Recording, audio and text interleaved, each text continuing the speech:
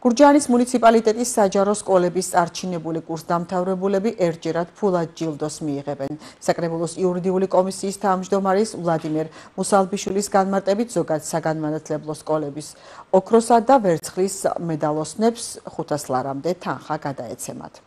საკრებულოს ხდომაზე განხილული იქნა მერიისა და საკრებულოს ერთობლივი პროექტი ჩვენი გურჯაანის მუნიციპალიტეტის ბავშვებისთვის ოქროს მედლისა და ვერცხლის მედალოსნების ერთჯერადი წახალისება. ოქროს მედალოსნები 500 ლარით, ვერცხლის მედალოსნები 400 ლარით.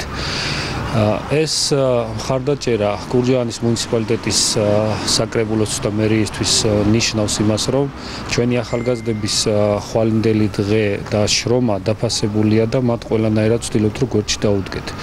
და ეს პატარა წახალისება ჩვენ ვფიქრობთ, რომ მათ დაეხმარებათ თავიანთი ცხოვრების უფრო დიდ მიზნებში მიღწევაში.